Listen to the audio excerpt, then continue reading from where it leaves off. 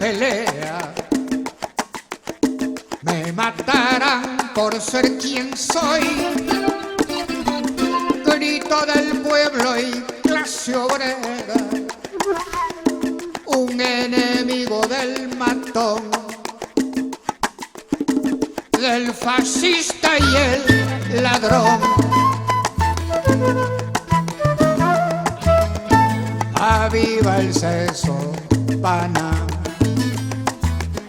aplícate, recuerda, al 15 de noviembre de 1922. Han pasado 100 años de esa matanza en Guayaquil. Parece que fue ayer, mi hermano, la historia vuelve y se vuelve a repetir. Me matarán en la pelea, me matarán por ser quien soy, grito del pueblo y clase obrera, un enemigo del matón, del fascista y del ladrón. Yo digo que no hay crimen más cruel y despiadado que aquel que se comete con bendición presidencial. Desde los Andes ecuatorianos, en las mágicas colinas aledañas al río Intac, provincia de Imbabura, nace un café, cultivado con amor por valientes mujeres a las que pertenece la marca Francesca. Cada grano se escoge con cuidado para que cada taza de café sea una experiencia única. Francesca te inspira. Francesca te apasiona. Francesca te enamora. En cada sorbo, descubre lo mejor de ti.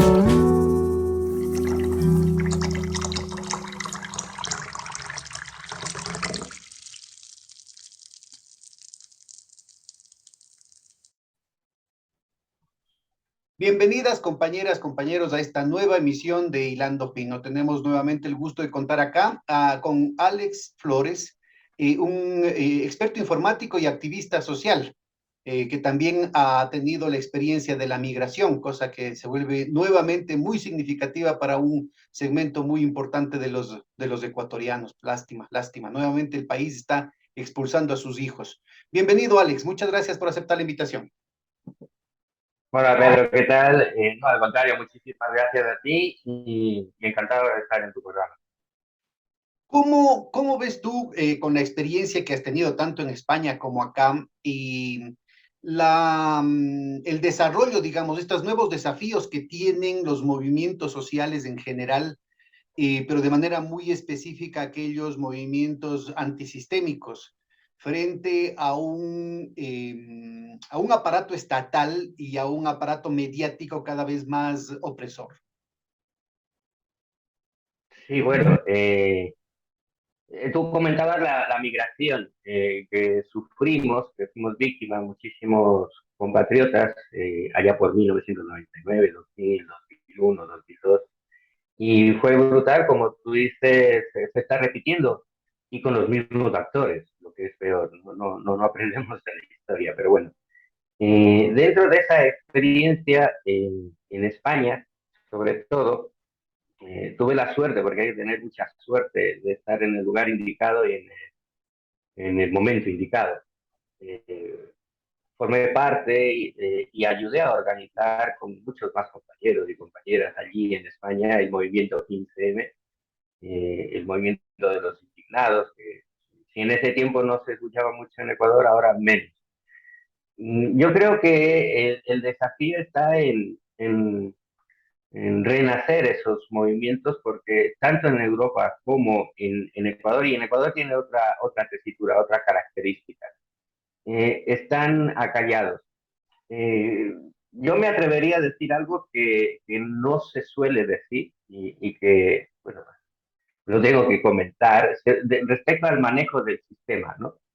Y, y eso que soy militante, es el único partido militante en el que estoy, que es Podemos de España, y de hecho soy portavoz y enlace del Círculo de Podemos de Ecuador, Ecuador y Perú, y responsable de comunicación de la red de círculos de Latinoamérica de Podemos. Bueno, la cosa es que el nacimiento del 15M en España dio lugar a algo fundamental en todo país, que es la estructura, la coordinación del tejido social. Y el tejido social es la concientización política, que no partidista, sino política, orientada en la lucha de clases, ¿no? Pero eh, eh, si bien el movimiento 15M nació en 2011, en mayo del 2011, por eso es de la nomenclatura 15M, el 15 de mayo del 2011, cuando llega Podemos en el 2014, es como que el sistema hubiese abierto una válvula de escape a toda esa presión social que iba ya contra el sistema en sí. No un anarquismo, sino una justicia social, una reivindicación de todas las clases populares muy afectadas por la élite en un bipartidismo en el caso de España. Y esa válvula de escape permitió con el nacimiento de Podemos que se desinfle y que el movimiento 15M sea debilitado, ¿no? Si bien es cierto, se han logrado muchas cosas en el gobierno de coalición, ahora mismo que conforma Podemos, en una parte muy minoritaria del gobierno de Pedro Sánchez, pero se han logrado avances. Sin embargo, no se ha atacado al sistema en sí, o no se han tocado esos puntos neurálgicos, como puede ser la auditoría de la deuda externa, como puede ser el análisis de la conveniencia o no de permanecer en la Unión Europea, en la zona euro, y más con lo que se viene ahora.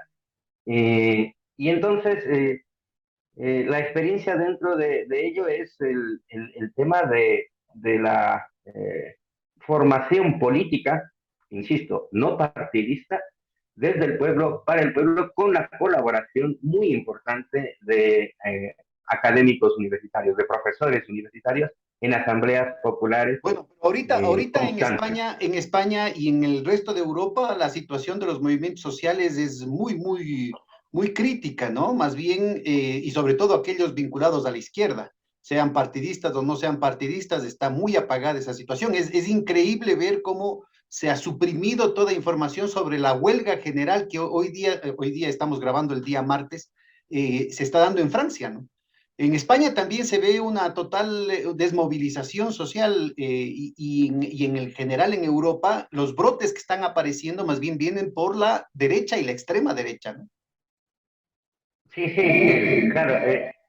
Curiosamente ayer, bueno, hoy a la madrugada, porque tengo que estar al tanto de lo que sucede en España, estaba viendo precisamente la televisión española y topaba en el tema de Francia, ¿no? Pero de una forma tangencial, sin entrar mucho por ejemplo, en la huelga de los trabajadores de las refinerías de una de las compañías de allí. No se analiza el por qué.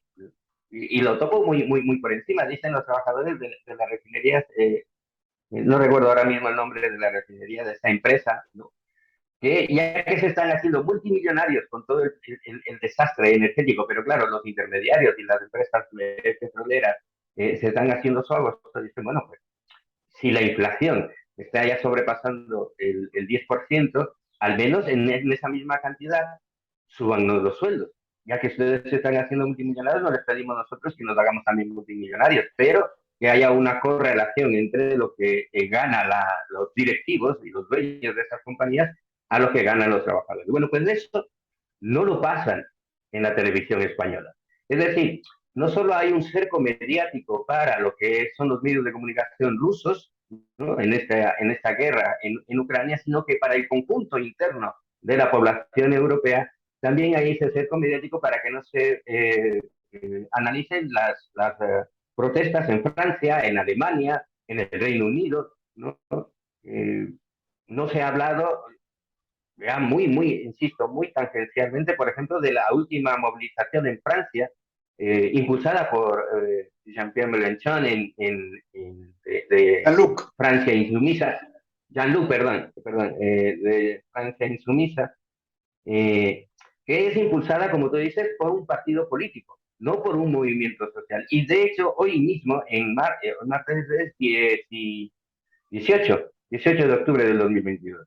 Bueno, pues está impulsada por los sindicatos ahora, ¿no? Eso también es una Y gran no digo que novedad, esté ¿no? mal. Es decir, hasta ha habido un gran paréntesis en las que son otro tipo de movilizaciones, más bien de tipo identitario, con una agenda posmoderna, la que habían desplazado la centralidad de la lucha obrera, de la contradicción capital-trabajo, de las disputas distributivas sobre todo, ¿no? Que estaban presentes distributivas no solamente en términos de sueldos, sino también en términos de condiciones en general de bienestar del conjunto de la población, no por esto diciendo que se trata solo de un tema obrerista y peor aún obrerista industrial, sino en términos de que han sido desplazados de esos por otro tipo de derechos ciudadanos, digamos, de tipo más bien cultural, de tipo más bien de libertades en la orientación sexual, de cuestiones de identidad étnica, etcétera, etcétera. Entonces, me parece que nuevamente en Europa, y parece ser que ahora justamente estamos conmemorando los 45 años de la masacre de Astra,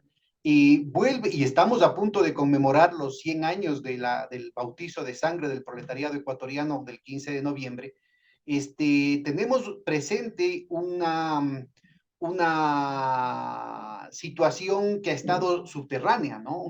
Empieza nuevamente a aflorar el tema de la contradicción capital-trabajo a nivel mundial, pero no necesariamente por los cauces que durante al menos un siglo, y tal vez mucho más en el siglo y medio en el caso de Europa, han significado los portaestandartes de las posiciones obreras, que son los partidos de izquierda. Ahora parece, ¿no es cierto?, que hay una situación variopinta en la que tienen mucho más peso partidos, insisto, de derecha y de extrema derecha, a veces nacionalistas, retomando las sensibilidades, digamos, de las clases trabajadoras. ¿Cómo ves tú esta recolocación del problema de clase? Tú mencionabas el tema de la conciencia de clase en el corazón de las movilizaciones, en el corazón de la protesta social, tanto allá como acá. Pues aunque parezca paradójico, en mi opinión lo veo muy peligroso, porque si bien es cierto, hay, o dicho de otra forma, vamos a ver, en Francia, por seguir poniendo como ejemplo Francia, se movilizan, pues obviamente por la situación económica, cuando ya le toca el bolsillo a la gente, ¿no? Pero no se movilizan al origen de todo el problema, que debería ser ya ahí dentro de una confluencia exigiendo la paz y la salida diplomática del problema que le está originando la guerra en Ucrania, ¿no? Y eso debería, no solo en Francia, no solo en el conjunto del pueblo europeo, sino también por aquí, por América Latina. Nos está golpeando y nos va a golpear muchísimo más si no nos movilizamos en esa línea. Por eso es muy importante la conjunción de ese tejido social que no se lo logra de un día para el otro, no es algo que sea inmediato, y que choca con todos esos intereses sindicalistas, por un lado, y políticos, por el otro, en el sentido de partidos políticos, en unos periodos que son muy cortos en general, tanto al un lado del Atlántico como al otro. En Ecuador, por ejemplo, se salen de las presidenciales, se tiene un muy corto periodo de paz, por decirlo de alguna forma, comunicacional, y enseguida empiezan las campañas políticas para las seccionales. Acaban las seccionales y empieza la campaña política para las presidenciales. Y todo va manejado en función, obviamente, para los partidos políticos de conseguir votos. Pero el movimiento social, el tejido social es transversal a eso, trasciende incluso gobiernos. Y eso es lo que en Ecuador, por ejemplo, no existe porque muy pocas organizaciones sociales están apartadas del aparato político. La mayoría, tanto organizaciones sociales de izquierda, como también las ONGs de derecha, por ejemplo, están alineadas y sujetas a un partido político. Y así no funcionan las cosas. Por eso es que la plataforma Forticador nació con la idea de hacer política apartidista. Mucha gente dice, es que como eres apartidista no haces política. No, no, hacemos política en función de la defensa y la lucha social. Bueno, y Pero es precisamente no, esto lo contradictorio de la situación, ¿no? Son a través de distintos canales, muchas veces impensados, lo que estas necesidades, estos intereses urgidos por la crisis de clase, ¿no es cierto? Estas, como tú bien dices, cuando le toca a la gente el bolsillo, cuando se están afectando las condiciones básicas de sobrevivencia, empiezan a aflorar este tipo de posiciones en las que vuelve a darse el tema de la centralidad de la explotación, la centralidad de la disputa del excedente, ¿no? Entonces yo creo que es interesantísimo lo que está pasando en distintas partes del mundo. El día de ayer, la gran movilización histórica del peronismo, pues ponía en primer plano el tema las centrales sindicales, a pesar de la crisis de las centrales sindicales.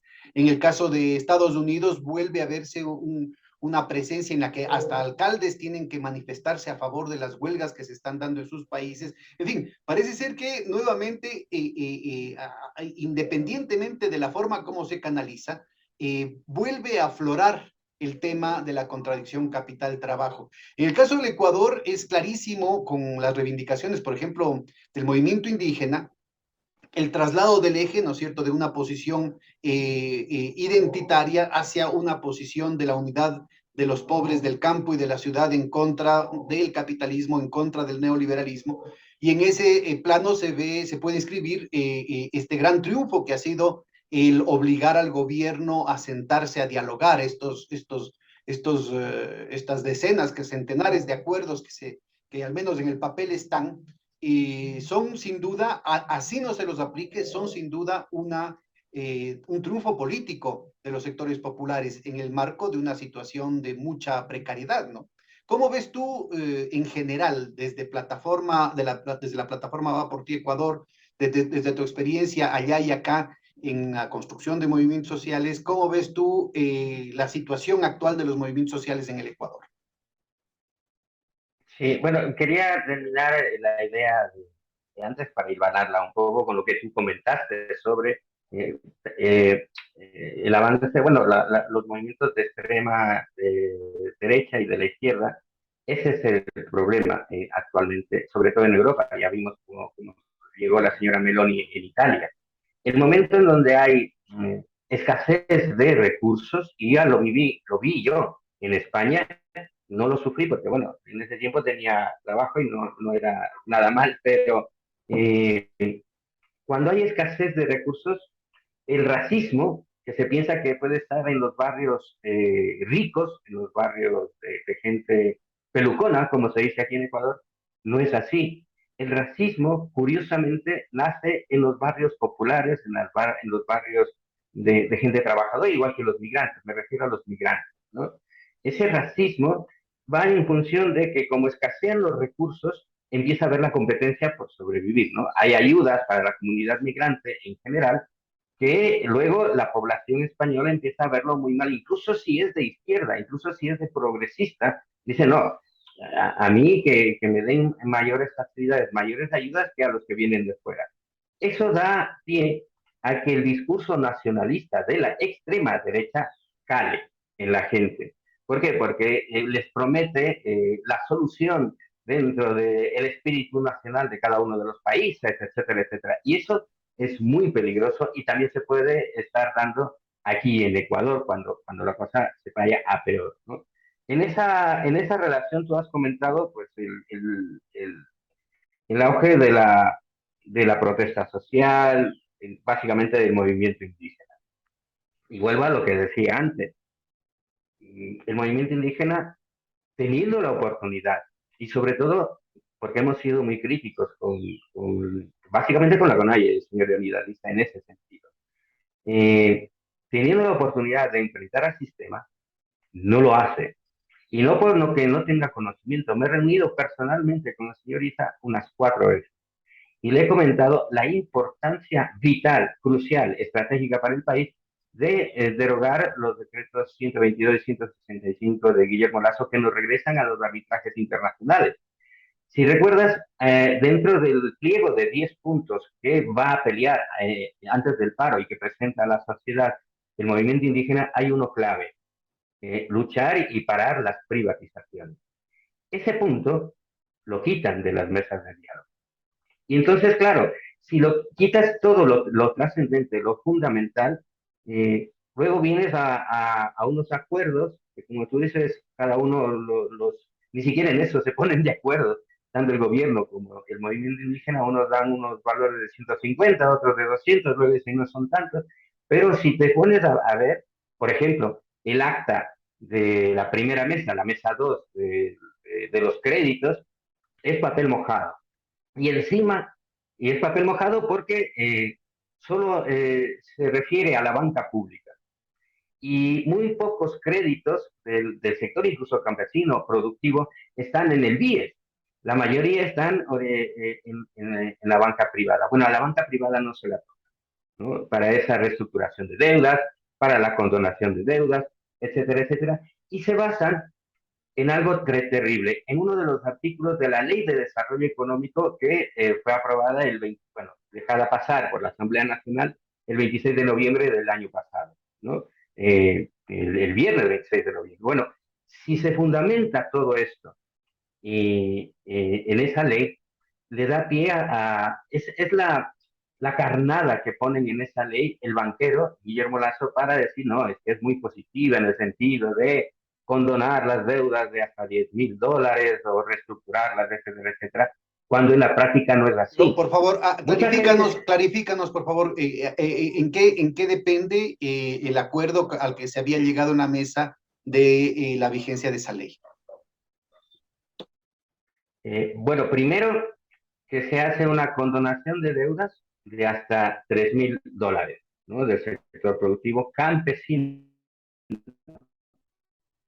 Lo dice allí, no es para toda la gente. Luego, hay una reestructuración, y eso lo dice el acta, pero son palabras. Luego, del BIES,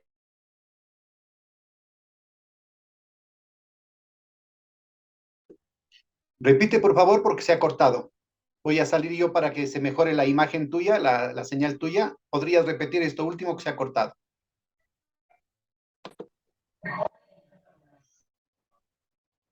bueno, en el sentido del ajuste, de basarse en esa ley de desarrollo económico dentro de esta acta, se basa fundamentalmente en el artículo 104 o 108 de la ley de desarrollo económico de ¿Qué dicen? Guillermo Lasso. ¿Qué nos están diciendo? Que dice básicamente que en función, aprovechando lo que dice ese artículo de la ley de desarrollo económico, de la posibilidad de la reestructuración, por un lado, pero sobre todo de los créditos, la oferta de campaña irrealizable, que hasta ahora no lo aplica Guillermo Lasso, sobre los créditos al 1% a 30 años plazo. Y se basan en eso para la reestructuración, para todo lo que es la propuesta de esta mesa de refinanciamiento financiero, valga la redundancia. Entonces, apuntalan el discurso de Guillermo Lasso. De hecho, los asesores, en este caso la señora Vilma Salgado, en su momento, luego de que finalizó la mesa de diálogo 2, donde ella fue la principal asesora, salió en los medios incluso poniendo de relieve el esfuerzo del gobierno central del señor Guillermo Lasso para llegar a esos acuerdos que en la práctica no son viables. Entre otras cosas porque la misma ley de desarrollo económico en la transitoria primera establece que debe ya iniciarse la fusión entre la Corporación Financiera Nacional y el BIES. Entonces, todo los mecanismos que podrían adoptarse en el BIES ahora tendrían que nuevamente reajustarse. ¿En el Ban Ecuador estás diciendo? No creo que decir. En el Ban Ecuador, no en el BIES. En el Ban Ecuador. Todo está relacionado al Ban Ecuador. No, pero parece ser que no es tan crucial, digamos, no dependen tanto los acuerdos de la ley de desarrollo económico. Es decir, este es un mecanismo que está presente desde hace mucho tiempo, sobre el cual además se han dado muchos abusos y sobre el cual es indispensable el poner muchas restricciones, ¿no? Entonces, como que no parece tan crucial, digamos, el hecho de que haya una validación de la ley de desarrollo económico, no me queda muy claro. Sí, sí hay. Sí, sí hay, porque en la página de la Ley de Desarrollo Económico, en las páginas 33, 34, 35 y 36, se establece que el Ecuador es un paraíso fiscal. Aquello que tú denunciabas allá por noviembre del 2019, ¿no? Que advertías de ese Sí, peligro en la Ley de Desarrollo. solamente este puntito, Alex, es decir, no veo en qué punto yo estoy totalmente en contra de esta ley mal llamada desarrollo económico, que lo que convierte al país es un centro de blanqueo. Lo que no me queda claro es por qué las negociaciones de los movimientos sociales con el gobierno han validado esa ley. No, no me queda claro. Es decir, el hecho de que se pida un alivio en los créditos para los sectores campesinos no necesariamente depende de esa ley. No, no, esa es la parte que no me queda clara. Porque, si quieres, la podemos poner en pantalla el acta. La refrendan, políticamente la asumen como buena. Ese es el peligro. Y luego, eh, eh, igual que la lucha de 2016, donde sube al frente de la Federación de Inmigrantes Retornados, que también había la pelea para que a la comunidad migrante se nos permita la reestructuración y sobre todo el acceso a créditos en Banecuador precisamente. Bueno, pues se hicieron muchos acuerdos en aquel tiempo con la Cancillería, el Viceministerio de Movilidad Humana, que sí, que ya está todo listo, pero resulta que en Banecuador no había el instrumento financiero. ¿Qué quiere decir el instrumento financiero? Que a los operadores, a los empleados públicos de ventanilla, pues revisan en pantalla si existe un producto financiero ya aprobado por el directorio de Banecuador para que se pueda agilizar alguna preferencia en el sector migrante. En este caso, han pasado 90 días y no hay ningún instrumento financiero activado en Banecuador. Y lo peor de todo es que el acta dice que todos los acuerdos para reestructuración o condonación de deuda estarán vigentes única y exclusivamente hasta el 31 de diciembre.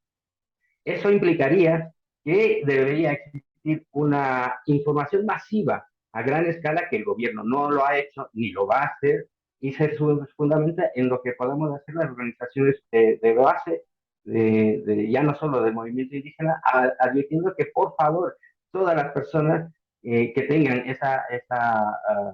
esos créditos en Ban Ecuador se acerquen urgentemente hasta antes del 31 de diciembre. Ya vamos prácticamente a mediados de octubre. ¿Qué queda? Llega noviembre y el Mundial de Fútbol. Entonces no se va a llegar en la práctica a cristalizar eso y se Uy, con el lo Mundial de presentan. Fútbol nos olvidamos de la doctora Bernal, nos olvidamos de las violaciones de los derechos humanos, los generales de la policía siguen ahí, todas las denuncias de las vinculaciones tanto de las altas autoridades de la policía como de los distintos ministros de gobierno que ha hecho este periodista Boscán quedan en nada, es decir, ya con el Mundial de Fútbol el Ecuador entra en coma autoinducida. El Ecuador y el mundo futbolero en general. Pero hay otra de las mesas del control de precios. Fíjate lo que les dijeron en la mesa Perdón, técnica de antes de que control. continúes, ¿en qué quedó la cuestión de lo del CIADI? ¿En qué quedó este primer pronunciamiento de los movimientos sociales en torno al CIADI? Ninguna. Era fundamental, me refiero a la CONAIE. Era clave, y esto estoy hablando de hace año y medio, ¿no? Allá por julio del 2021. Era clave para la lucha institucional en la Corte Constitucional, donde se tiene que luchar de esta forma.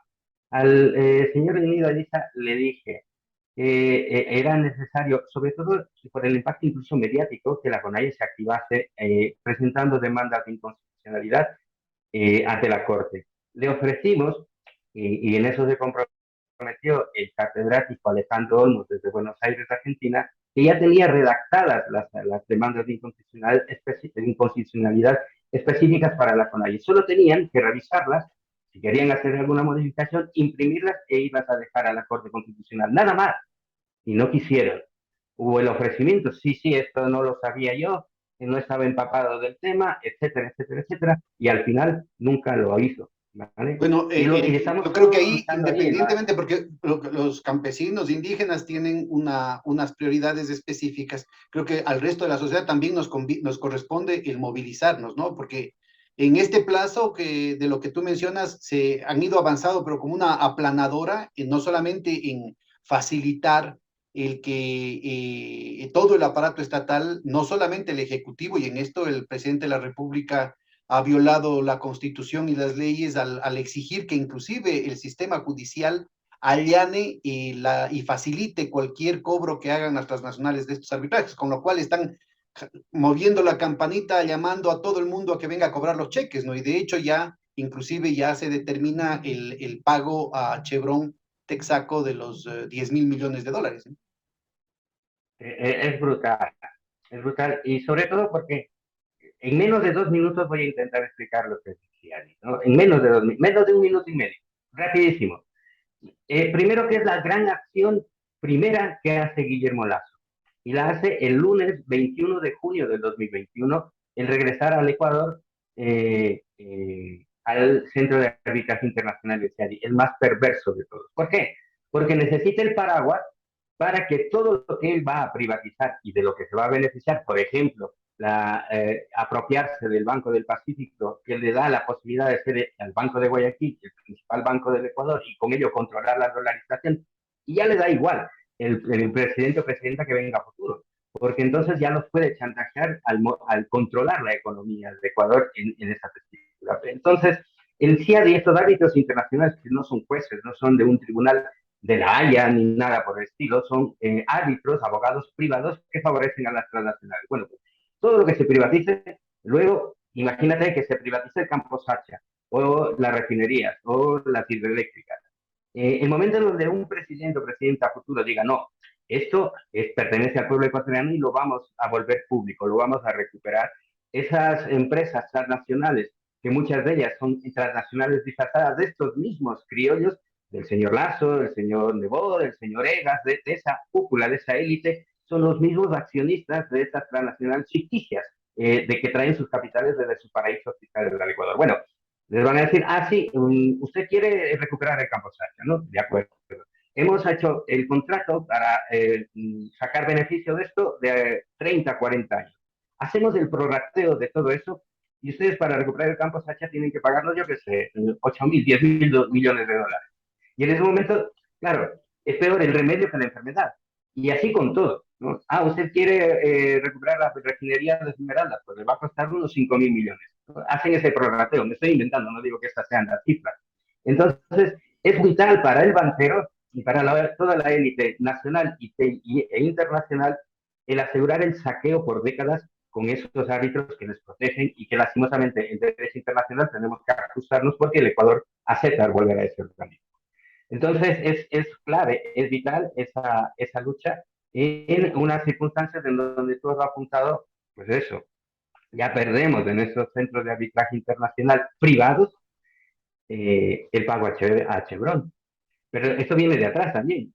Ahora, de todo el espectro de los movimientos sociales, no hay ninguna otra organización, excepto Va por Ti Ecuador, que he visto que ha estado muy activa en estos temas, que haya retomado esta bandera de la lucha en contra de los arbitrajes internacionales.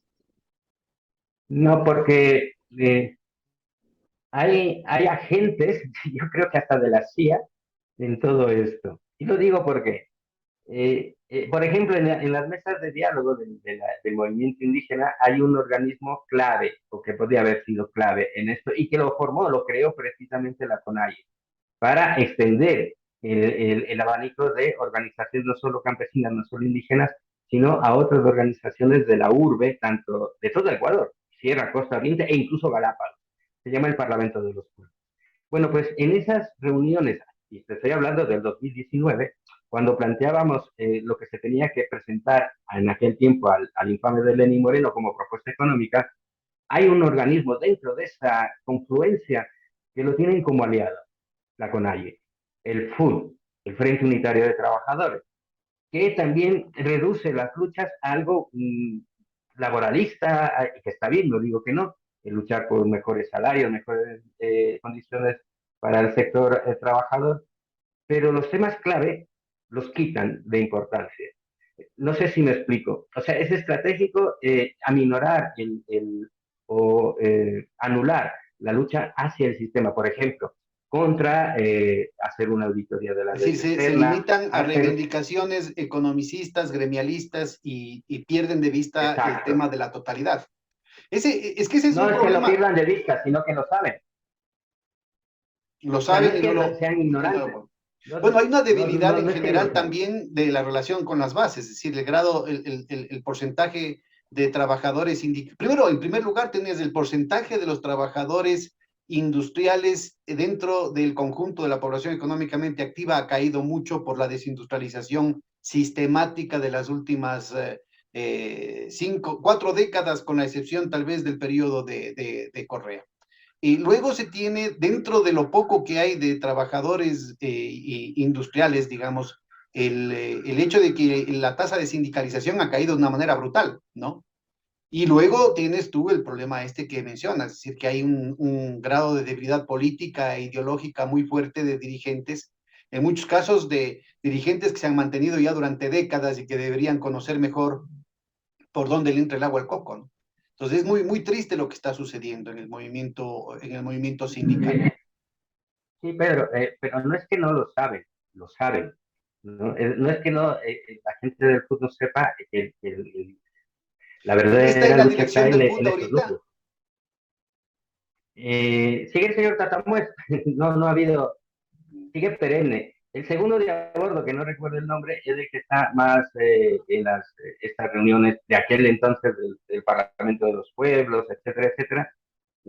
Pero en general es un frente unitario que incluso se sientan en la mesa directiva, no con el resto de organizaciones que estamos, bueno, pues sentados como público y exponiendo nuestras circunstancias allí. Están al lado de la dirigencia ¿Quién más indígena.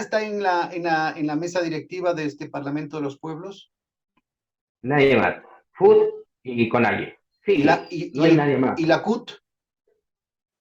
No, para nada. No ha sido invitada en aquel tiempo. Y otras Pero era, federaciones campesinas, organizaciones de montubios, organizaciones afro, organizaciones sí, sí, populares sí, sí. urbanas. Sí, a eso me refiero, que el Parlamento de los Pueblos agrupaba a muchas, por ejemplo, como la Plataforma por el Ecuador, no somos necesariamente del campo, aun cuando tenemos compañeras y compañeros que son campesinos dentro de la plataforma, sobre todo en Tungurahua y Cotopaxi, pero somos más la mayoría somos de urbe, de aquí de Quito y de Guayaquil. Pero también había organizaciones representantes, como tú dices, el sector Ahora, afro, tú estás de hablando nuestros en pasado, compatriotas ¿no? Estás hablando en pasado, es decir, que ya en no se han vuelto a pasado, reunir. claro, pero había que reactivarlo. Había que, en esta cosa de las mesas de diálogo, por favor, compañeras, compañeros, el Gran Parlamento de los Pueblos, como así lo definía Leonidas Issa, lo dejaron fuera. ¿Por qué?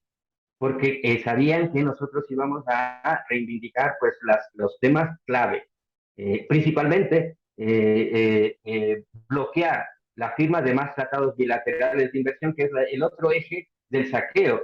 Fueron protegidos por estos arbitrajes internacionales y que van ya pisoteando la constitución y las leyes de nuestro país. Ya nos regimos ya a otras instancias.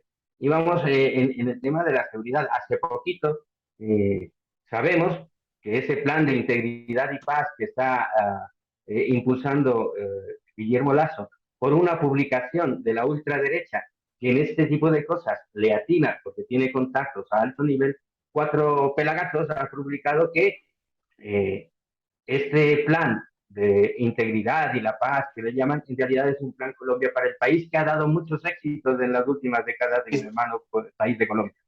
¿Puedes aclararnos qué es el Lo Plan digo, Colombia para la mayoría de la audiencia que probablemente no tenga antecedentes? pues básicamente es el establecimiento de bases militares en el territorio colombiano para supuestamente combatir el narcotráfico. Ya hemos visto que el narcotráfico ni ha disminuido ni nada en el hermano país de Colombia, y para combatir el terrorismo, etcétera, etcétera, que da paso más bien al armamento de los paramilitares. Bueno, Es y tan con grave el asunto. documentos oficiales, no solamente del Estado colombiano, sino no solamente de este gobierno, del Estado colombiano, y también de organismos internacionales, se ha mostrado, en primer lugar, el fracaso de esa guerra en contra de las drogas ha aumentado a pesar de la cantidad de muertos con la cual han podido cubrir la represión brutal en contra de los movimientos sociales, en contra de dirigentes populares. y en general el asesinato indiscriminado de la población civil con este cuento de los falsos positivos, ¿no? Como quedó expresamente comprobado por boca propia de los actores de esta situación, ¿no? Entonces, por un lado tenemos ese gran fracaso, por otro lado tenemos el hecho de que tanto la DEA, es decir, la instancia de los servicios secretos de los Estados Unidos orientada al combate de la droga, como la DAS, que es el organismo del Estado colombiano dedicado a la lucha en contra de la droga, tuvieron claros episodios, se ha hecho público y notorio, está muy documentado eso, de su vinculación con los cárteles de la droga, su vinculación personal con los cárteles de la droga, con flujos de sobornos, chantajes, amenazas, etcétera, etcétera, pero también en la logística de las armas, ¿no?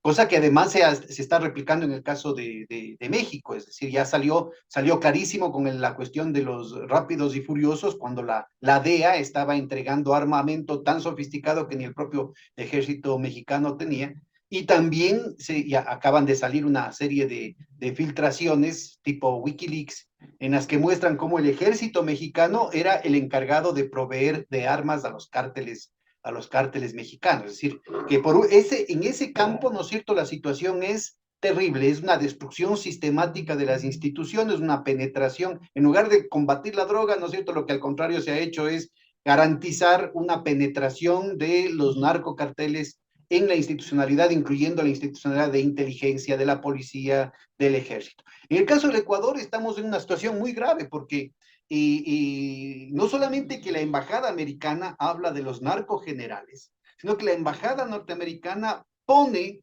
un ministro que después, por la prensa supuestamente de investigación, es directamente vinculado con los carteles y está además claramente su responsabilidad en el asesinato de la abogada Bernal. Es decir, yo creo que estamos en una situación muy, muy complicada, ¿no es cierto? Por lo que sí valdría la pena poner todas las alarmas respecto a esta denuncia que estás haciendo. Cuéntanos con más detalle a qué hace referencia este plan en el que nos quiere incluir el presidente Banquero Lazo. Esta revelación que hace este medio de ultraderecha, ¿no? Dicen, y el 13 de septiembre estuvo aquí la señora Laura Richardson, la jefe del Comando Sur del Pentágono para América Latina para controlarnos, bueno, pues que en esa fecha el banquero le había dado ese plan integral de seguridad y la paz, que es el Plan Colombia para Ecuador, a la señora Richardson. La señora Richardson lo ha llevado y ha asegurado que va a impulsar para que el Senado y el Congreso norteamericano aprueben ese plan, que incluye o que establece la inversión, entre comillas, de 5.000 millones de dólares para el Ecuador, con la inclusión de aviones supersónicos para que intercepten a cualquier aeronave que se introduzca en el país de forma no autorizada.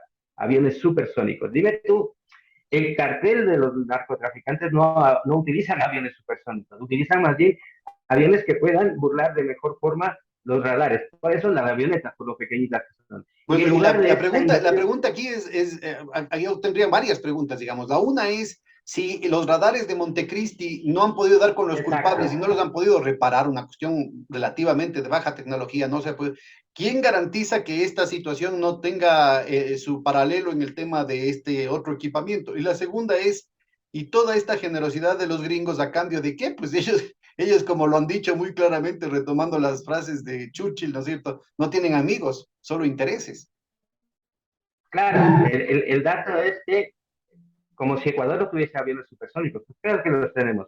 Como si no tuviésemos pilotos de la Fuerza Aérea Ecuatoriana pues eso, que piloten esos aviones, los tenemos. No necesitamos de esa inversión. Ahora bien, eso también pone en el foco a Ecuador como objetivo militar en el caso de que la escalada de guerra mundial se extienda, porque ya con Moreno las Islas Galápagos pasaron a ser un portaaviones norteamericano. Han dicho que están poniendo bases en Haití, precisamente por el tema de Ucrania.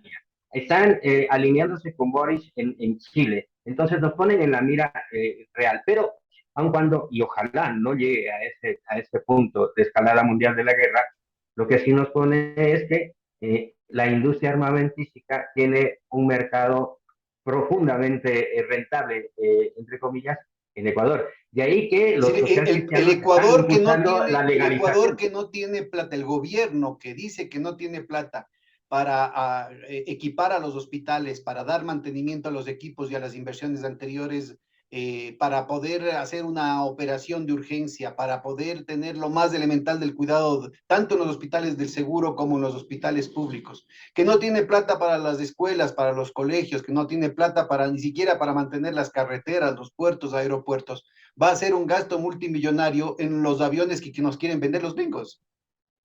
No, pero es que va más allá de eso. Es un atentado de falsa bandera a gran escala. Ayer transmitimos desde la plataforma Puerto Ecuador y detallamos los alcances de esta nefasta ley, de la Ley de Desarrollo Económico, que les invito a verlo en nuestro canal de YouTube o en nuestra página de Facebook de la plataforma Puerto Ecuador. Pero sin entrar en ese detalle, está claro que Guillermo Lasso, a raíz de convertir al Ecuador en un paraíso fiscal, que es el efecto llamada para no solo los carteles del narcotráfico, sino de toda la delincuencia, como tú decías, de blanqueo de capitales aquí, genera el estado de violencia en el que estamos, las matanzas, el sicariato, el estado de terror, de pánico, de tal forma que el pueblo sea el que acepte esa, entre comillas, solución. Es decir, yo te genero el problema macabro de muerte a gran nivel, no solo en las cárceles, ya está afuera, en toda es que salimos a la calle y a ver cómo regresamos si es que regresamos vivos. ¿No? Y no estoy exagerando, cualquier persona que me está viendo aquí en Ecuador sabe a lo que me refiero. Pero así como genera el problema, te doy la solución. Y es un negocio impresionante. Pero ¿qué necesitas para que ese negocio siga siendo fructífero dentro de esa estrategia macabra? Que siga habiendo violencia, que se generen grupos paramilitares, por ahí lo que haga falta para que el clima de violencia en Ecuador no solo que no sea menor, sino que crezca. Y ahí los intermediarios criollos y internacionales de la venta de armas se van a forrar, se van a hacer multi, hiper, mega millonarios para hacer llegar esas armas y ese apoyo a la paz, que de paz no tiene nada, a Ecuador. Básicamente lo que hemos visto todas estas décadas en el hermano país de Colombia, ¿no? Entonces es muy, muy, muy peligroso y ya puestos, yo digo, y lo Bueno, digo porque además, en esta disculpa que te entrevista con Carlos interrumpa, Vera. porque además en el marco de la gira de esta señora, el gobierno progresista de Petro, reconociendo el compromiso que tiene de involucrar a Colombia dentro de la OTAN, también da su aquiescencia a la adquisición de aviones como parte de ese compromiso transnacional. Es decir, que parece ser que es una agenda continental para la venta de equipo militar de los Estados Unidos, ¿no? No, pero es que nos pone, insisto, como objetivo militar.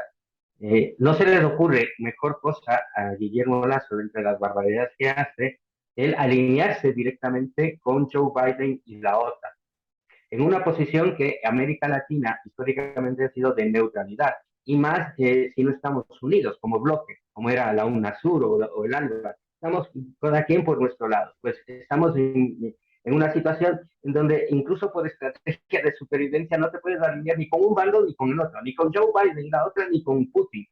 Tienes que ser neutral porque no sabes el bando que va a ganar, ¿no? Pero ¿qué se le ocurre aparte a Guillermo Lasso? El prohibir la importación de diésel de Rusia, que es mucho más barato para comprarlo y no se aclara, nadie fiscaliza eso desde la Asamblea Nacional. ¿A quién le estamos comprando diésel? Mucho más caro. ¿Y cuáles son los intermediarios? Otra vez, de estos intermediarios criollos que aparecen, ¿no? Entonces, Rusia, a lo mejor dirá, pues, con todos los problemas que tenemos ahí, en Ucrania, la guerra, las conversaciones clave con Erdogan de Turquía, lo que está haciendo Ecuador en América Latina, mira, déjalo ya para último, pero tranquilamente pueden decir, oigan, las exportaciones suyas, lo que les compramos en flores, en cacao, en todo lo que les exportamos a Rusia, pues tampoco los vamos a comprar. Cuando ese mercado también se está cerrando en Estados Unidos por estrategia de ellos, de tenerlos sometidos, pero también por el descalabro de la economía europea, que ya no nos está importando todo lo que nos estaba comprando a Ecuador. Y más Entonces, aún cuando el incluso Ecuador dentro, básicamente exporta a postres, ¿no? Que son mucho más prescindibles en claro, un momento de ajustarse los cinturones que lo que podría ser justamente lo que nosotros importamos, que en cambio es de una rigidez terrible. claro, porque dices, a fin de cuentas, tenemos flores aquí, y sí, son muy bonitas las flores de Ecuador, pero ¿qué le vamos a hacer? En San Valentín regalaremos otra cosa, ¿no? O en San Jordi, en Barcelona, venderemos otra cosa, en la Feria del Libro y la Rosa. Entonces, son decisiones que nos ponen en la mira militar, continental y mundial, ¿no? Y además, dentro de estas resoluciones, que lo dice Guillermo Lasso en la entrevista con, entre comillas, periodista Carlos Vera, afirma que en efecto hay esa inversión de 5.000 millones de dólares, se entiende, irá a cargo de nuestra deuda ya sobre endeudados, deuda externa. Pero es que además dice que lo ha presentado a Joe Biden y que espera la respuesta y la aprobación de Joe Biden. La señora Laura Richardson dice que eso conllevará a una aprobación del Senado y el Congreso norteamericano. Tácitamente nos están diciendo que somos colonia del Imperio norteamericano. Y entonces, al menos, digo yo, ya que van a decidir por nosotros el tema de seguridad, que constitucionalmente podría ser un tema de juicio político por parte de la Asamblea Nacional, porque está contraveniendo la seguridad interna estratégica del Ecuador a dar a otro país datos internos estratégicos de seguridad soberana de Ecuador, ¿no? Entonces, si ya quieren catalogarnos como colonia, pues no, al menos déjenos votar pues, en las elecciones del Senado norteamericano, del Congreso norteamericano, incluso de las presidenciales en los Estados Unidos, porque si ya van a decidir por nosotros lo fundamental, pues al menos déjenos votar. Pues no, ni siquiera eso, o sea, somos una colonia de cuarto nivel. O sea, los milunguis ahí que los explotamos, los sacamos, vamos, les ¿Y decimos, cuál es aquí la estamos. posición en el espectro de las organizaciones sociales y políticas frente a este tema? ¿O cuál es la respuesta que hay en los distintos sectores de la sociedad civil ecuatoriana?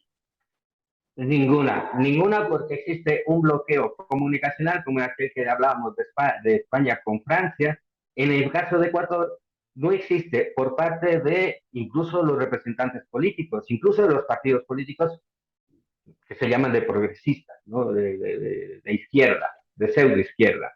Porque estos temas deberían estar en el debate una y otra vez de quienes tienen acceso a los medios de comunicación, tanto masivos, los asambleístas, como el resto que tiene acceso a los medios de comunicación alternativos, ¿no? Y en eso muchas gracias a Hoja de Ruta que nos permite salir, porque son muy pocos los medios, en nuestro caso, que nos entrevistan por esa posición crítica que tenemos en general. Pero como no hay información, como está el pueblo desinformado, como no se les habla de estas cosas, pues es muy difícil que se movilicen. No te puedes movilizar contra algo que no sabes, que lo desconoces, que te lo ocultan, tanto unos como otros. Entonces es gravísimo el problema aquí en Ecuador. Oye, y del resto de temas, retornando a la cuestión de las mesas de diálogo, del resto de temas habíamos hablado de la situación no sé si hayas completado ya la situación de la mesa de crédito, empezaste a hablar de la cuestión de los precios. Sí, bueno, la de crédito es papel mojado. Ya te digo que no se ha efectivizado ni se efectivizará en la práctica. Oye, pero no Luego había un está, procedimiento, porque tengo entendido que Leonidas Issa iba a poner a consideración de la Asamblea de la CONAIE en estos días. El gobierno también se supone que tenía que haber algún tipo de procedimiento para poner en ejecución los acuerdos. Yo no sé cómo mismo es el mecanismo, pero es claro que habrá un sector de halcones dentro del gobierno que van a oponerse, pero a capa y espada, ¿no? De hecho, los propios cuatro pelagatos han puesto el grito en el cielo de que se hayan hecho las concesiones, ¿no? Que tendría que ponerse la línea dura y que la respuesta a la desesperación popular es palo y plomo.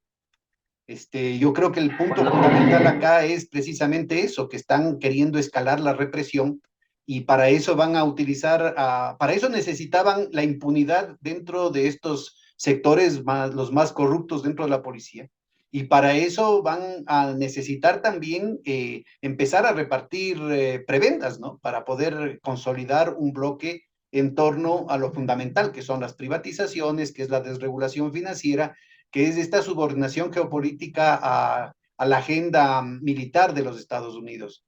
¿Cómo ves tú en ese contexto, ¿no es cierto?, los resultados de la... Yo creo que son un triunfo popular de todas maneras del hecho de que se haya obligado a sentar al menos al sector más sensato dentro del gobierno para discutir soluciones. El problema es que en el país nadie está discutiendo soluciones, por más parciales que El sean. problema, ya, Pedro, es que justo ese es el problema, uno de los problemas que tú acabas de comentar, la parte más sensata del gobierno.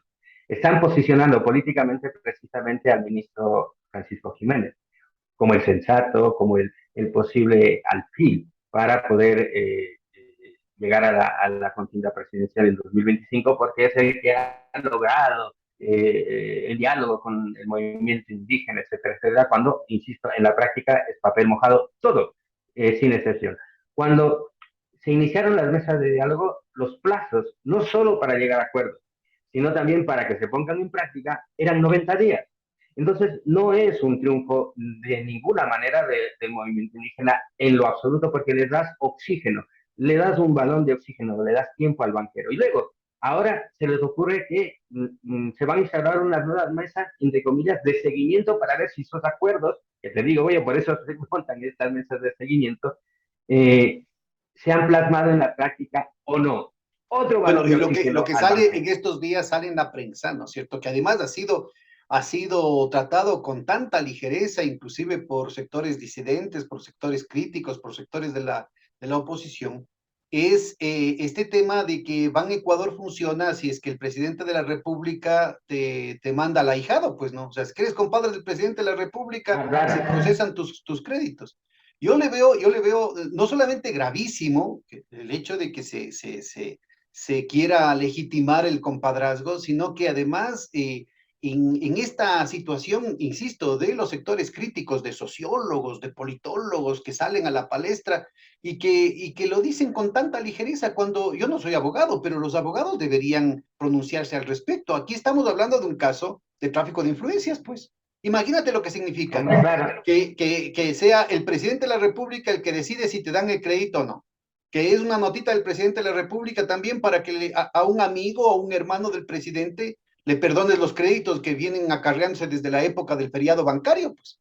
O a los amigos del presidente, o que, por ejemplo, con una notita coge y se le entregue al señor Roque Sevilla la inversión de más de $1.000 millones en la refinería del Pacífico, o que con una notita del presidente se coge y se entregue el Banco del Pacífico a sus amigos del Banco de Guayaquil o a la empresa que formen en el exterior como pantalla de esa situación, o que con una notita se entregue CNT o Sopladora o la refinería de Esmeraldas. ¿A dónde vamos a llegar?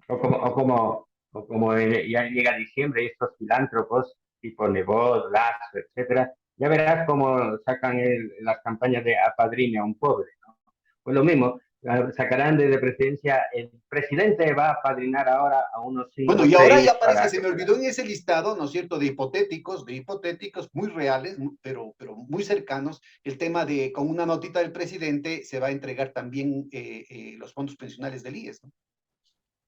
Yo haría una campaña a nivel nacional para empapelar Carondelet con solicitudes de sea mi padrino, señor Guillermo Lazo. Yo empapelaría Claro, Carondelet el que tiene como padrino se oficio. bautiza como principio constitucional, entonces ahorita ya yo me parece que debería haber un clamor ciudadano y yo creo que debería haber un poquito más de condumio, un poquito más de sustancia en los analistas políticos, ¿no? Que oigo, insisto, en Claro, y un poquito, canales disidentes que lo tratan con un tema tan trivial, yo creo que en realidad es indignante y además de consecuencias muy profundas en el marco de una coyuntura en el que se está claramente atacando de manera sistemática a la institucionalidad, a la normativa constitucional, a las leyes del país. yo lo voy a decir muy claro. Cualquier candidato o candidata que se está presentando a elecciones, no solo seccionales, sino luego presidenciales, debe ser muy consciente que o bien pone en riesgo su vida y de su entorno familiar, o mejor no se mete, porque si no, se va a luchar a medias. Y luego, dentro, hay que ser también muy conscientes, y volviendo al tema del movimiento indígena, que se perdieron al menos 9 vidas, 9 asesinatos de Estado, y hay que decirlo así, no son muertes, fueron asesinatos de Estado. Pero también había que ver, porque nosotros estuvimos ahí, no es que el reclamo del movimiento indígena es que no hubo apoyo, sí hubo apoyo por parte en este caso de Quito, de la ciudadanía de Quito, estuvimos ahí dando medicinas, dando alimentos, etcétera. Pero también era muy No, pero duro, también en provincia muy hubo una duro. importante participación de los sectores populares, ¿no? Sobre todo urbanos que estuvieron adhiriendo a la protesta social.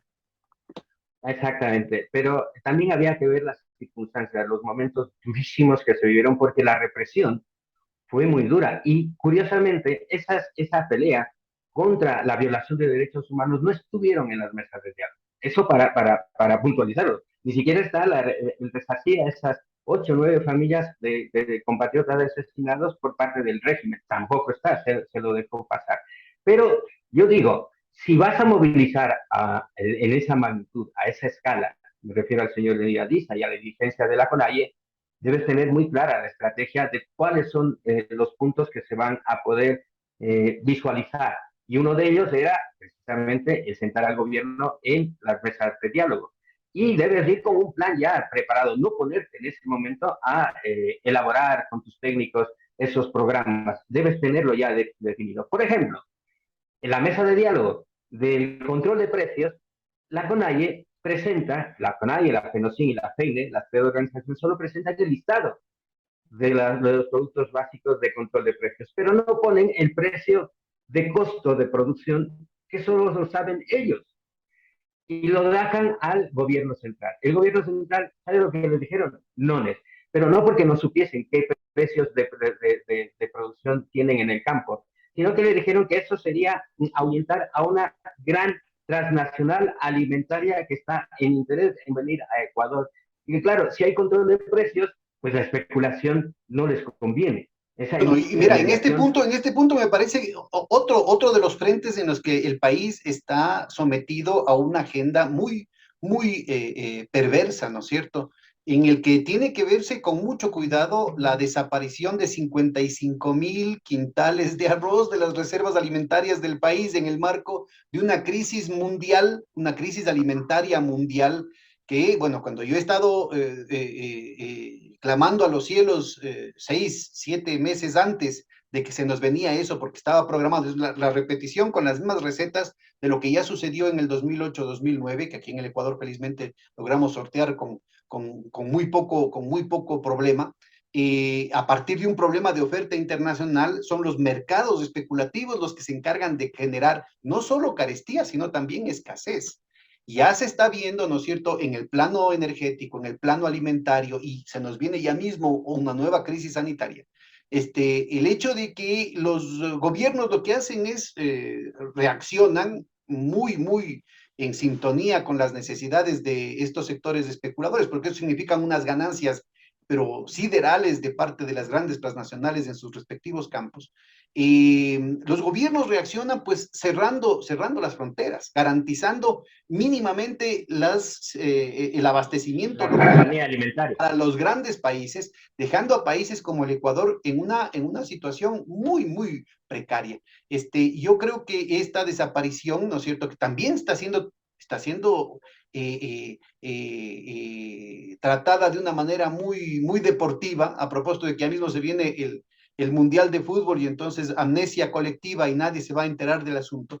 Y yo creo que tiene además de la clara corrupción y las ganancias que eso significa, tiene un propósito específico de doblegarle al país, ¿no? De precisamente crear unas condiciones en las que puedan entrar de manera regalona estas transnacionales alimentarias, imponiendo las condiciones que les dé la gana, sin pagar impuestos, usufructuando de la infraestructura pública sin ningún costo, y en detrimento de las condiciones del productor directo, incluyendo, por ejemplo, en este caso específico, los productores campesinos indígenas, campesinos montubios, afro, y en general, ¿no? El sector agropecuario incluye sectores significativos del capital agrario que están en una situación muy asimétrica respecto a las importaciones y a la penetración de productos de otros países en el marco de un fortalecimiento del dólar que hace que los costos ecuatorianos se vuelvan imposibles.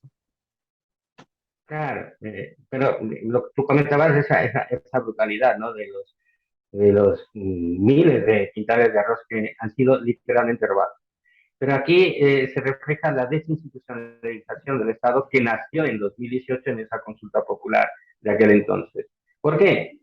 Porque no solo es que la Asamblea Nacional debería fiscalizar esto de urgencia, sino que de oficio debería actuar la Fiscalía, de oficio debería actuar el Procurador General del Estado, de oficio debería actuar el Defensor del Pueblo y de oficio debería actuar el Consejo de Participación Ciudadana y Control Social, pues que es un caso de corrupción. Pero como los tienen controlados a su gusto desde el 2018, nada se mueve en la justicia. Y esas son las consecuencias, por ejemplo, de esta consulta popular, otra pantomima que nos quieren llevar el banquero, ¿no? Entonces hay que ser muy conscientes de cuáles son las repercusiones que nos llevan en este maniqueo, en este manejo del poder por parte de estas élites. Yo creo que vale muy bien este punto que estás enfatizando, Alex, porque se nos vienen meses muy duros en el que la desesperación de la gente, que ahorita mismo ya no alcanza a completar el mes, va a exacerbarse muchísimo con el aumento de los precios y van a echarle la culpa. Bueno, antes la culpa era de Correa, ahora la culpa es de los indios que hicieron, con todo el racismo del caso además, ¿no? Los indios que hicieron el paro.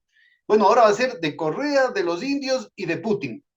Pero lo cierto es que el gobierno siempre se lava las manos, ¿no es cierto? Y lleva el agua a sus molinos con una situación en la que es el capitalismo de la crisis, ¿no? El capitalismo del shock que planteaba Naomi Klein. Se crea un problema y en el marco del dolor de la gente se provocan unas ganancias extraordinarias.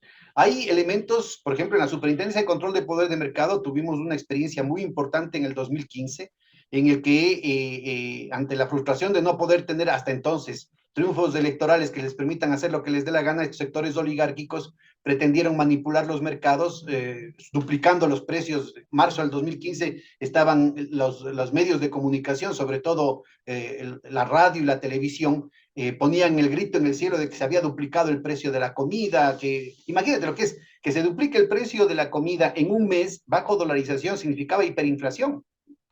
Así es que con los comités de usuarios y sobre todo la conciencia ciudadana, que con comité de usuarios, sin comité de usuario, tomaba fotitos en el supermercado de cómo se llevaban los productos para dejar desabastecido, para generar la impresión de que estaba desabastecido el mercado y se lo mandaban a bodegas, o que cambiaban y cotizaban, cambiaban las etiquetas con los precios en el mismo día, como en los peores años del neoliberalismo hace 25, 30 años. Lo que estaban generando es una situación, ¿no es cierto?, de conciencia de la gente que impidió, y claramente, bueno, no voy a hacer muy largo el cuento, acabamos el año con la acción popular, ¿no es cierto?, y la participación decidida de las autoridades de la época, con una inflación de solo el 3% anual. Lo que iba a ser lo que pretendieron que sea una hiperinflación, fuimos derrotando, ¿no es cierto? Y eso en algún momento, creo que tú estuviste presente en una presentación en una exposición que hicimos en la Universidad Católica, en el que mostrábamos claramente la evolución de los precios relativos. Aquellos sectores más oligárquicos con mayor poder de mercado, pues podían sostener un poco más la ofensiva para subir, para fijar precios exorbitantes, pero fueron poco a poco derrotados. Otros sectores, en cambio, rápidamente tuvieron que regresar, ¿no es cierto?, a través de campañas, de ofertas o bajando directamente los precios nominales a una situación importante. Yo creo que es muy significativa esa experiencia para darnos cuenta, y yo hago una invitación a propósito de lo que mencionas de la CONAIE. La CONAIE debería exigir, ¿no es cierto?, que se reactiven los comités sociales. La CONAIE y los movimientos sociales deberían exigir el tener herramientas como Supertienda Ecuador, que utilizando las tecnologías de información y comunicación, ponen en manos de los sectores populares cadenas alternativas de abastecimiento que no pasan por los grandes intermediarios, que no pasan por los grandes bancos, que no pasan por los grandes supermercados, de manera que la gente pueda contar con opciones y que se pueda combatir la inflación también en el plano del propio mercado, no solamente desde la gestión estatal. Entonces, la organización popular tiene que buscar mecanismos concretos de solucionar los problemas. personas, ¿no? En el caso de lo del crédito, yo creo que también es indispensable que se vayan organizando asambleas productivas, asambleas de productores que tienen problemas con el financiamiento, no solamente de créditos pasados, sino de financiamiento a futuro para reactivar la producción, que deberían hacérselo a nivel cantonal. En el plano, por ejemplo, de el abastecimiento, ¿esto cómo es posible, no es cierto? Que en el plano con el afán de desprestigiar a la empresa pública a la que quieren privatizar, que es la UNO, ¿no?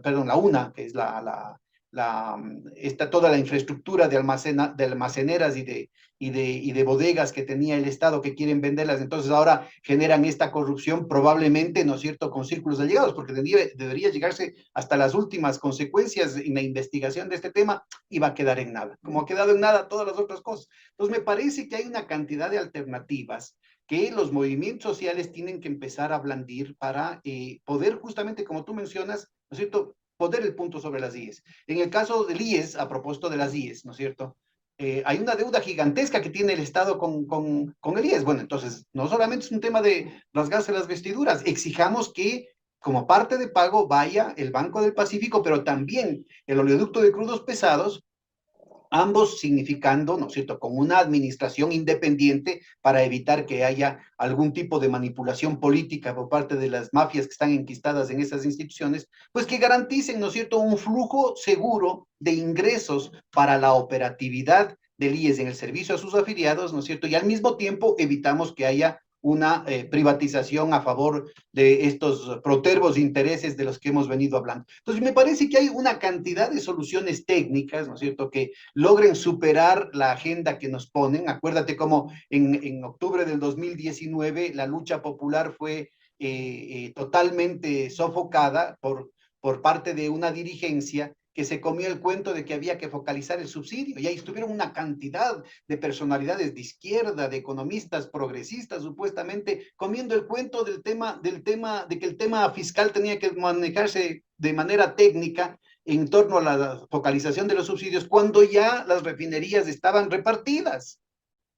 Entonces, me parece que hay una cantidad de elementos en los que tanto la academia como los intelectuales progresistas deberían empezar a tener una discusión abierta, que yo no la veo por ningún lado, con los movimientos sociales. Ojalá pueda reactivarse este tema del Parlamento de los Pueblos, en torno a encontrar soluciones, porque se nos vienen meses muy, muy dolorosos para el país. Sí, así es, Pedro. Y no es que no lo sepan, yo personalmente le comenté al señorita de esas iniciativas que tú acertadamente tuviste. Y recuerdo esa conferencia en la Universidad Católica, le comenté no solo de la necesidad de los comités de usuarios, que se reimplemente esto y se lo adapte al tema productivo del sector campesino, sino también la Supertienda Ecuador, que es una maravilla porque es software libre, es software con desarrollo libre, ¿no? Pero, pues ahí están, se los comentas y luego no sé si tendrán asesores incrustados que les hacen cambiar de opinión, yo qué sé. La cuestión es que, por ejemplo, tú tocaste el tema de los subsidios, es decir, la otra mesa de diálogo de la CONAIE con los subsidios estos, ¿no? Habría que preguntarse primero, ¿hay subsidios? No, no hay subsidios, ¿no? Porque hay un superávit. Si entonces en relación a lo que se importa de derivados del petróleo, o sea, los combustibles, más lo que producen las propias refinerías, las 3 refinerías aquí, y más lo que se exporta de esos derivados hacia el exterior. Entonces, hay un superávit. Por tanto, el déficit, que sería subsidio, no existe. Y luego, el régimen de Lazo, ¿qué es lo que ha hecho? La gasolina extra, que es la que utiliza la mayoría de campesinos, de gente para sus camionetas, para transportar sus productos, utilizan gasolina extra, pero la han bajado de calidad. Por tanto, en 1 o 2 años, esos motores van a ser destruidos y te obligan, si quieres conservar tu pequeña camioneta, tu pequeño taxi, a ponerle gasolina super, que está liberalizado el precio. No sé si ven la trampa en todo esto. O sea, te doy una gasolina de bajo costo que te va a destruir el automotor, el auto o el camión o la camioneta, entonces compra la gasolina super. Ahí está la trampa, ¿no? Y luego, También para todo esto necesita, en este entramado global, ¿no?, de saqueo del país, se necesita tener aliados que no hagan su función. Y lo voy a resumir muy rápidamente, que es cuando uno de los alfiles a quien nadie le toca, el procurador Íñigo Salvador, ¿no? Ahí tenemos que ir de lleno para que tenga alguna sanción política. Debería también tener una sanción penal, en el caso Perenco, porque el señor Simón Cueva Armijos, el exministro ahora de Economía y Finanzas, ratificó oficialmente con un oficio a nosotros que nunca hubo la certificación presupuestaria para comprometer al Ecuador en el pago de Perenco en la carta que envió en 2020 el señor Richard Martínez al CIADI. Eso es delito. Y está tipificado tanto en la Constitución, en el Código Orgánico Integral Penal y en el Código de Finanzas Públicas, en la COPRAFI del propio Ministerio de Economía y Finanzas. Y el señor Íñigo Salvador es cómplice por haber dejado, es el abogado nuestro, o sea, no podía haber pasado esa carta sin su conocimiento y debía haber solicitado al señor Richard Martínez, oye, necesitamos la certificación presupuestaria del MEF, del Ministerio de Economía y Finanzas. No hubo. Temas verdaderamente muy, muy, muy graves, ¿no es cierto?, que requerirían un debate nacional y que sobre todo tanto las instituciones, la Asamblea Nacional, los partidos políticos, los movimientos sociales tomen cartas en el asunto. Lastimosamente tenemos que ir cerrando. Alex, te agradezco mucho tu tiempo y ojalá podamos contar con tu participación para profundizar en este y en otros casos que quedan en carpeta. Unas palabras finales para ir cerrando esta emisión, por favor. No, nada, muchísimas gracias, Pedro. Un saludo a toda la audiencia de Hoja de Ruta. Gracias por invitarnos en este ostracismo que la plataforma por unos y otros nos tienen ahí condenados, pero hacemos lo posible dentro de nuestras posibilidades, limitadísimas posibilidades, ¿no? Y muy a gusto. Muchas gracias, insisto, a ti, a Hoja de Ruta, por la invitación y cuando guste, aquí estamos para cuando sea necesario. Entonces, quedemos, compañeras, muchísimas gracias a ustedes por seguirnos en esta discusión, en esta reflexión sobre los problemas del país, y hasta la próxima emisión de Hilando Fino. Gracias, Alex. Chao. ¿Buscas una plataforma para estar informado? ¿Ya te cansaste de los mismos de siempre, de las noticias sesgadas, de los medios tradicionales, de aquellos que mienten? Pues espera, te presento a Hoja de Ruta. Somos una propuesta de comunicación diferente, más comunitaria, más veraz. ¿Quieres conocernos? Quédate aquí. Te prometemos información de calidad, contenido disruptivo, alianzas internacionales, comunicación comunitaria, investigación profunda y, lo más importante, tú serás parte de nuestra comunidad. Somos Hoja de Ruta Comunicación.